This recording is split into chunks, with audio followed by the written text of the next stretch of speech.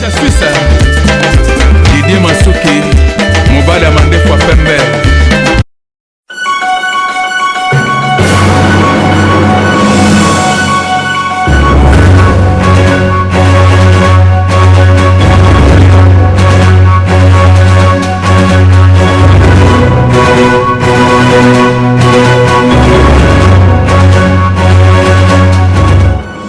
Avis du public, la différence dans la différence. Votre meilleure chaîne de formation.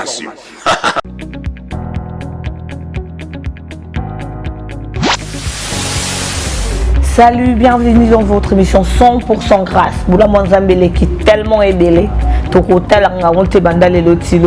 votre humble servante, la sœur Nissa Lessi. Dans le Naïkaka, comme d'habitude, vous mettez ça grâce sur grâce. Comment ça n'a été? Sur une autre émission, on a vu le 100% grâce. Place à Kamoko. Somba décodeur, good news comme d'habitude. Décodeur, il y en a primo comme Colo, on a promotion spéciale. 155 livres seulement. Na abonnement gratuit il y a 9 mois. Donc aux attentes, on a la chaîne à Congo, on a la chaîne, il y a partout. Il y a français, portugais, brésilien, angolais. Comment ça te voir même dans Nollywood TV. La zone sous sur une émission 100% grâce. Donc Bola Mwanzambe toujours. Le numéro à contacter nous. Tous à nous distribuer partout dans le monde. 100% grâce avec CPLA TV Tokos. Achetez votre décodeur de CPLA TV dès aujourd'hui à 155 livres sterling avec 9 mois d'abonnement gratuit. Après les 9 mois, vous payez 15 livres par mois. Alors n'hésitez pas, contactez-nous dès aujourd'hui. Ouais, merci pour nous émission avec du public. Nous avons une émission de ça me plaisir la poteau partout dans le monde entier. Pour nous, c'est qu'on a bien sur la www.public.org. La Bosnie, que papa Didi le Bozo qui fait ça, tout ça, Lombongo, tout ça. Là, il faut ta porte, et puis maman c'est Lombongo, à fond de la porte, et puis il y a des interviews. Alors, sans plus tarder, tu as vu notre minute, tu as passé mes connexions à Lombongo. Bonjour maman Lombongo. Bonjour papa. Bonne année d'abord. Bonne année, paix, na balandignon ça, émission. Ma fête est le Par la grâce de Dieu, la fête elle est très bien. Surtout que tous ceux qui n'ont pas service, il y a un Zambé. Et biso la fête est bandela qui biso na Kisangani, et lesquels biso na Kisangani. Donc to bandi ane na Kisangani. Na kati penza ya public, na kati vraiment ya musala ya Nzambe. Et tozongi Kinshasa maintenant, toujours se préparer pour un concert il y a début d'année. On a Kinshasa en Apocalypse 22, donc tout ça qu'on a quatre à fête. Ok. C'est un bon exemple tout le monde pour la vie que tout le monde a jamais et pas de journaliste belé, mais justement c'est un test car il y a un ça car moi l'ombongo père spirituel na unani. Naza chrétienne, na yambi Yesu Masia la vie nanga na âge à 16 ans. Na bongoli motema vraiment na côté na kati ya vie à église pe na vie à Yesu na 16 ans et na église Medak et pa ya apôtre Jimmy Mpia oyo aza père papa na ngai oyo abotinga na molimo et lelo oyo tango na bali na année 2002 maintenant na yeko kolanda mena mobile nanga esika mobile nanga esika bato bayaki kobalanga place papa azali kosambela nde lelo naza membre ya église La Colombe pasteur na biso pasteur Roger Mupati. Mama Lombongo lelo penga no okuma succès makasi batala ko partout dans le monde et ça ko ndengeni innovation okuma eza sens ka ya responsabilité et nde salakanga je me sens responsable ya ba âme ebele responsable ya ba vie ebele eza bato mususu bandima Yesu te mais au moins bandima sœur Laure namonaka que bato wana nyonso il faut bakoba kondima ti mokolo oyo et bakoma na niveau koloba ke ah sœur Laure ayamba Yesu nga pe na yamba Yesu. Donc, ils ont un sentiment qu'il y a responsabilité de salaka que, à gauche, tu tiens le coup coup moko à droite tu tiens et tozo continue que ça les Nzambe na tremblement à cause de la responsabilité on a de façon que ata soki batangi na mabe bakuta na mabete, c'est-à-dire élévation, succès, grandeur, gloire, eza nango biloko Nzambe apesaka. Tobotamaki, tozaki nangote. L'année passée, les gens ne nous connaissaient pas, les gens ne nous appelaient pas, les gens ne nous insultaient pas non plus. Mais les lots, bazo tanga combo par-ci par-là, eza kaka cause ya eloko moko Nzambe a déposé. Alors eloko na nde yango na batelaka pour du jour au jour na mema bato pa yesu pe ngamo ko pe nazala moto lobi na ozala couronné. Serge Laurent Mbongo a réalisé déjà combien d'albums depuis la carrière musicale?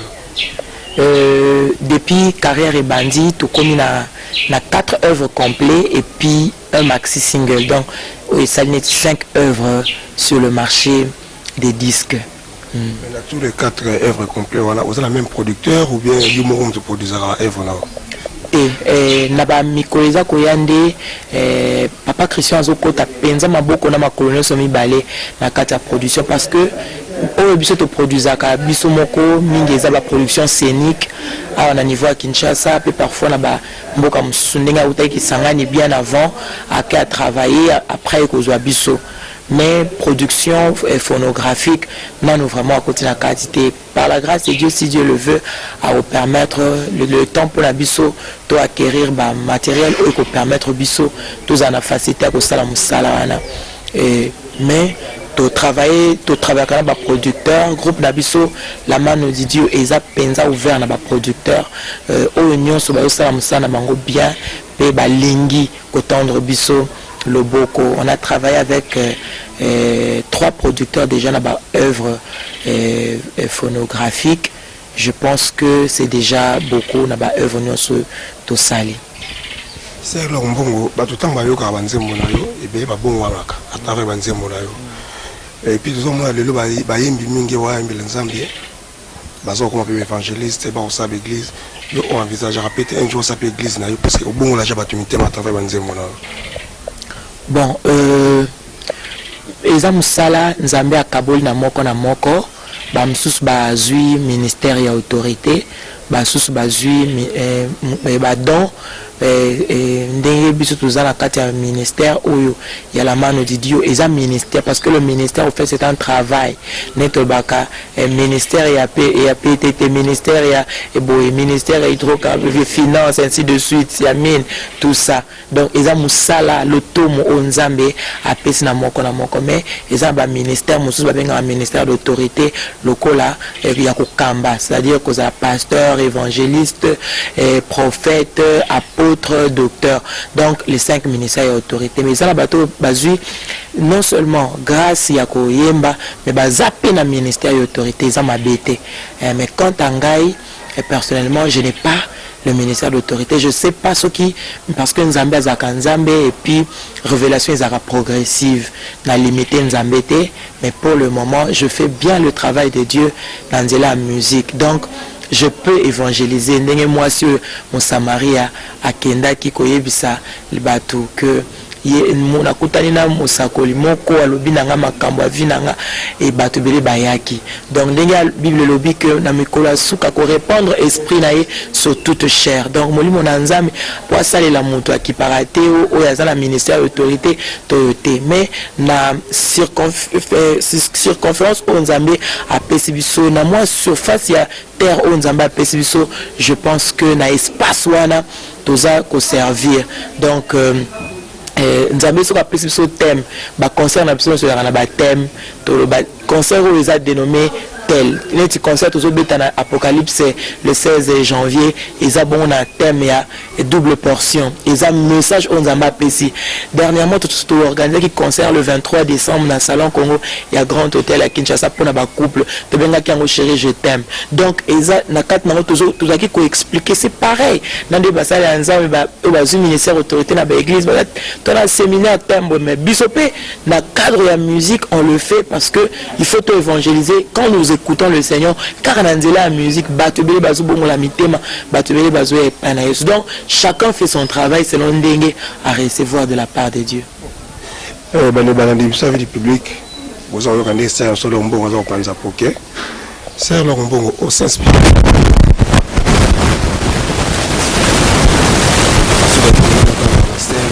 Jésus Salaka, face à la on s'inspire la chanteuse sud-africaine, on a été au comment chanteuse sud-africaine, Rebecca Malope, Aza Penza, modèle nanga artistiquement, côté travail surtout, Moussala Sala, les longs accros le bac naza, même naza, donc le quoi a dim jusque là, il y a Moussala Rebecca Malope, c'est parce que a commis les longs, je crois 32e album, quand la table vous fêter 30e album, parce qu'il y a un album chaque je crois 2 ans. Donc 4 ans et après, Ninae déjà a commis l'album 32. Nous sommes dans la 5e œuvre. Donc ils ont Penza, Dim Kako Baxi Mouké. Alors, dans le bac, Rebecca Malope a inspiré Mingi, a Pesanga Gouya, Moussala, artistiquement, pas spirituellement, parce que je ne connais pas trop sa vie spirituelle. Mais côté artistique, vraiment, a influencé et a ébélé Moussala Nanga. Et puis, le plus grand modèle, c'est Jésus. Parce que, on a spirituellement maintenant, le plus grand modèle, c'est Jésus. Parce que, au cause de mon modèle, mais ce mouton a trébuché le bas. À trébucher qui donc artistiquement c'est Rebecca Malope, mais spirituellement c'est Jésus mon modèle. Maman Lombo vous avez c'est tout là-bas podium là que l'on va chausser ngami kubeta makonongo. Il y a solo papa nangai nasi na buka talon 2 fois. Alors nami lobelaka chaussure là dans mon azala. Donc il y a beaucoup de choses pour empêcher la bana aussi la prière les gens sont na 2 heures sont na la prière na 1 heure 3 heures mais susu na isa kinza na lobi atatango rotombo la biso na ndengo zo rotombo la biso parce que le rotombo la biso na ndengo zo rotombo la biso na ndengo zo pambola la biso atatango pesa na obenela ka makolongolo pona kotalisa bo mwana na ngali boso na yo. Donc naza adorateur, naza loueur, naebi c'est quoi adorer le Seigneur. Donc la lingana adorer dans la condition vraiment eza y a bien, c'est-à-dire na miyoka kiloté, na miyoka te que je peux pas danser pour na protéger talent. Que je ne peux pas bouger pour protéger le comme quelqu'un. Donc je préfère que l'on la ma chaussure nangai ko bine la nzambe ndenge na miyoka kana kati ya équilibre soki na longoli sapato. Donc et ça juste pour na kotalisa et pas nzambe que je suis enfant. Naza mwana naza elo côté naza ngaka chaussure le soki na kozala nango eza pona yo makolo nango eza minene papa donc nazaka pona trouver la chaussure à 43. Donc moi si na 43 eza quand même ébélé. Donc eza passe pour nanga ko trouver chaussure et eza ba pointure on est dans mombongo momo tu ya pona ko somba si ko période wana ozana ngote faut même ndwekele ozana numéro ndwekele o ba chaussure à plastique wana ya classe eza kate si ko lelo nzamba pesinga na boya kumsanza pona chaussure te na préférer na longola na la kisaye bo mwana nanga liboso na ye. C'est exactement la difficulté au kutana nango na niveau de la musique. Déjà et papa nangai ko boyebi vie publique ndenge ezali toza exposé soumis na ba jugement ya batu ndenge bibelobi toza lokwa ndako etongami likolo ya ngomba oyebi ndako etongami likolo ya ngomba misu na misu eza na ndenge nango emonela yango eza na lisu mosusu ekotala peut-être aza myope atali alobi ndako munene parce que lunette na ya myopie et o lakise ke ndako wana eza munene mosusu aza na problème ya vision de loin nyonso ya musika mona ngo mokie soki atali alobi ndako ngo mokie donc jugement na ye ya ngwana mosusu soki atali ndako ngo alobi ndako kitoko boye wana ndoki abifoka na kweyisa yango moto mosusu soki atali alobi ndako ndenge batoni yango bien boye fona zwa kaka elikala na pakola peinture wana ebeba moto mosusu atali ndako kitoko ndako ezalaka kaka po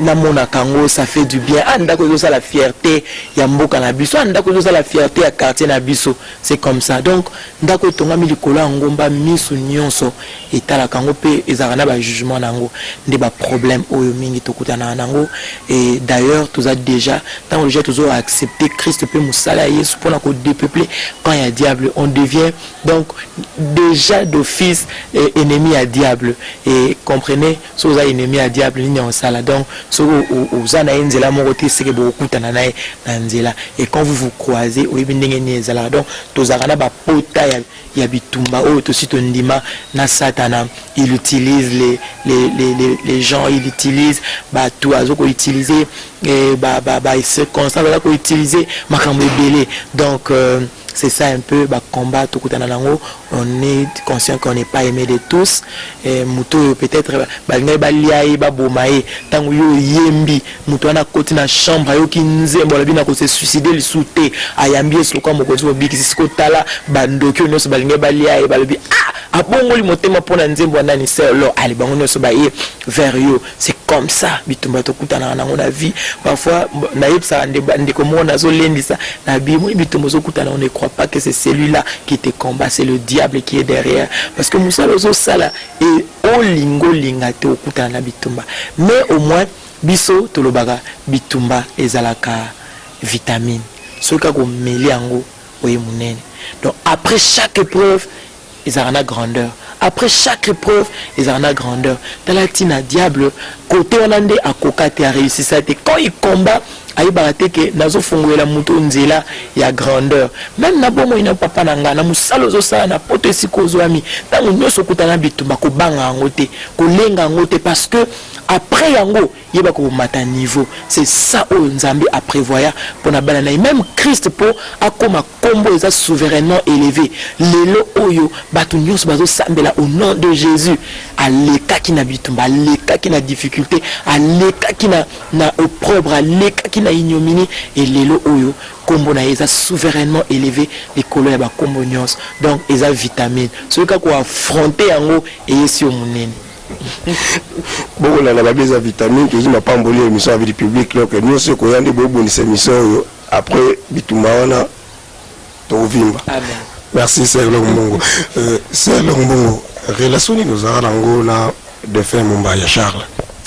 Bon, relation comme telle vraiment na koloba ezaka kaya ba dans vraiment leki donc la leki kutu moi na penza na papa Charles Mumbaya même ngamoko koyoka ke papa Charles abenginga na kendo yemba ezaka surprise parce que comme moi na yemba kana noté que na yeba na boina mona na miso abatu tout d'un coup un baobab de la musique chrétienne atini papa ko benga yo ezaka vraiment surprise pour nangai ngana yeba ki papa Charles un baobab de la musique chrétienne kuto komona ebo de près ezalaka jour na kenda ko koyemba ba frère wana baye kozwanga babinanga yaka na RTNC papa Charles yoka kinzembo yembaki na jetu kabika tout ça donc natikala ko approcher été natikala ko yebana na été donc grâce à Nzambe que sali que papa Charles a benganga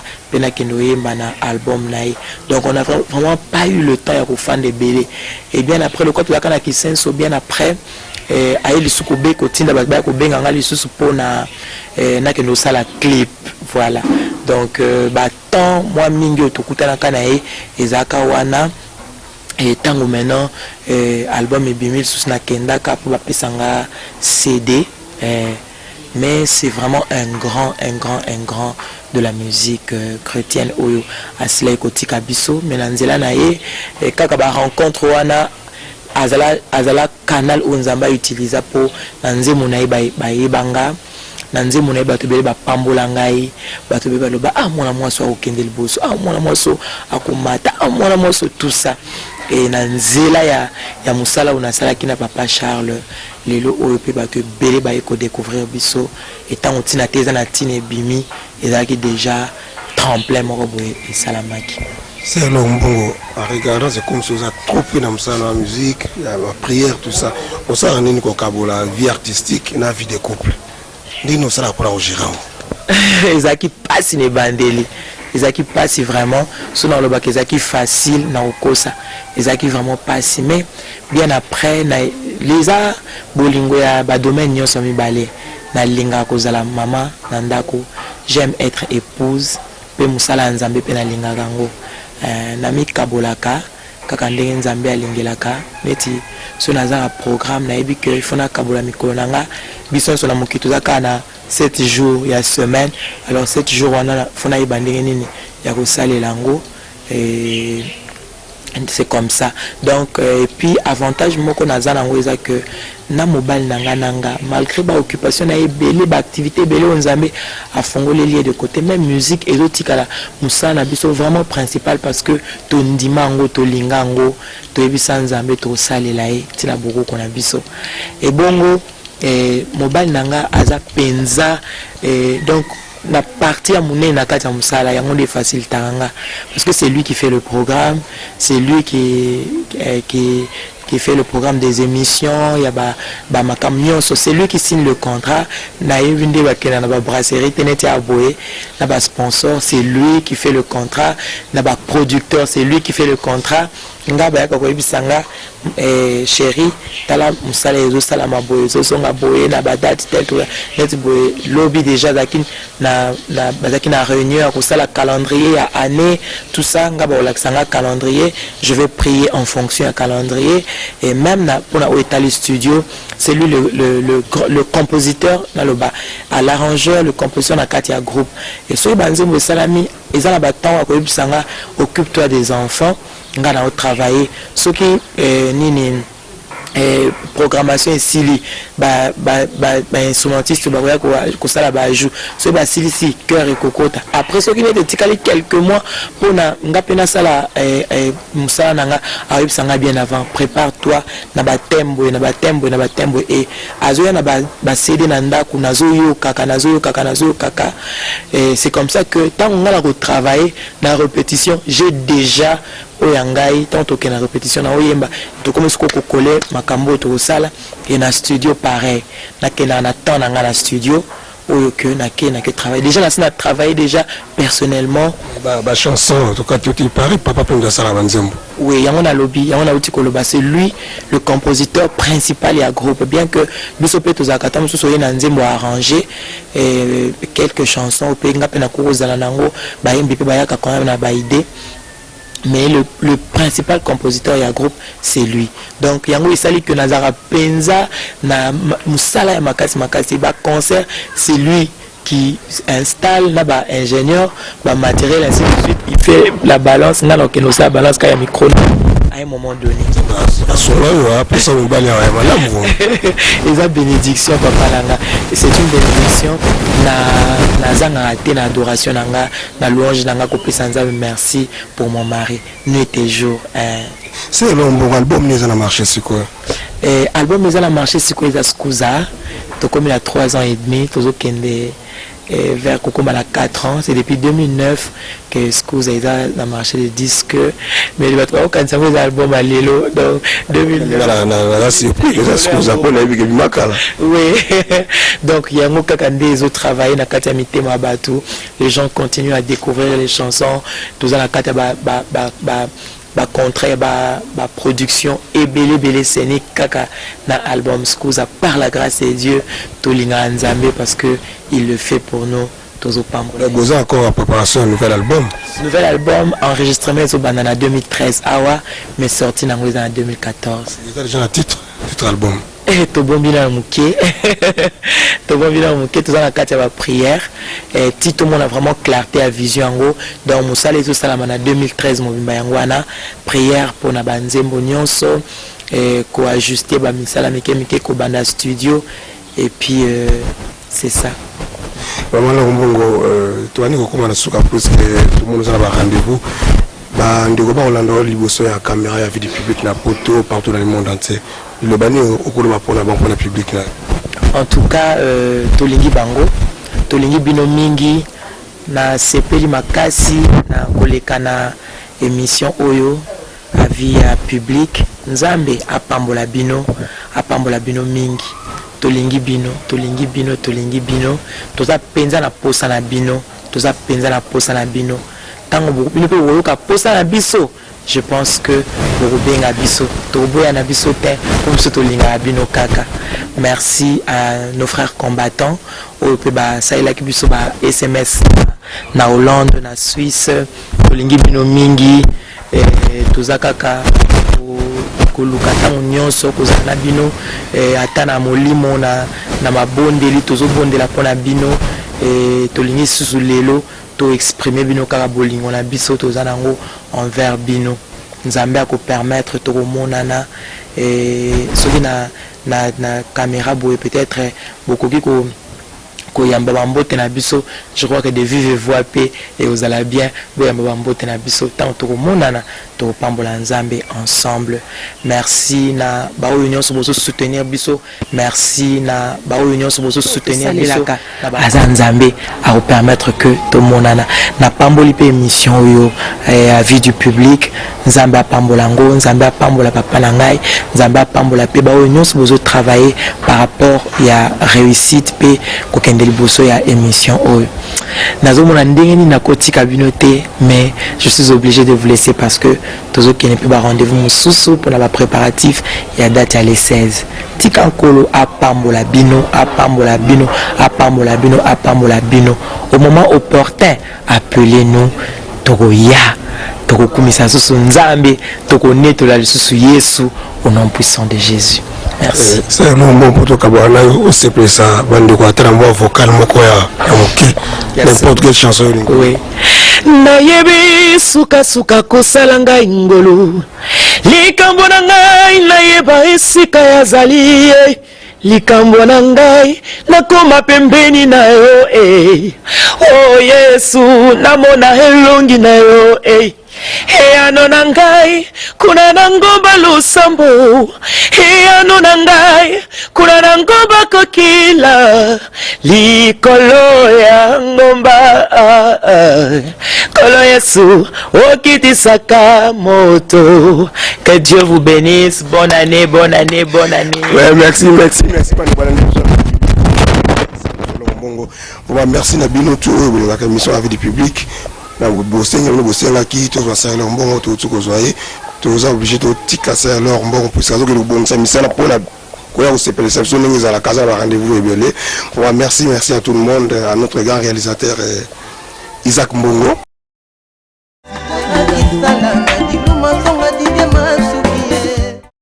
Oeza avis du public mokili mobimba avis du public. Donc avis du public qui tombe ma casse, avis du public qui est liboso, avis du public qui est ça qui va produire na biso ba ba ko yeba même mindele même batunyoso. Avis du public et ko salama, wana to promettre bango. Avis du public c'est pour la langue ma casse pour les même sango ya partout. Et yeba na mokili mobimba.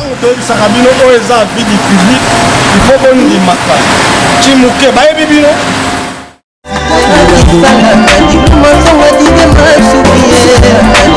Il m'a su ko ya te. So yo longo na yo longwa, mais ya ko ya raté. La vie du public ils ont compte à 4 na vie ya moto pour na ko bimisa nyonso za 4. Avis public. Esika batiola kiyo kakawane nzamba kotombola yo haleluya. Avis du public donc motono ça veut couper ça liloba. Tirer oyo batalaka avis du public boba kisama boya idele ponda ko yamba bapa ya zande ndako epambwa maka. Avis du public suka na émission aujourd'hui moko public ndezo pesa point. Avis du public oye. Avis public. La différence dans la différence. Dans ton travail, tout ce que je peux c'est te jeter beaucoup de fleurs et te bénir énormément pour que tu puisses faire une belle carrière parce que je sais que tu auras une très belle carrière. Merci beaucoup. Avis du public, émission Bolandaka, émission solo, émission la vérité.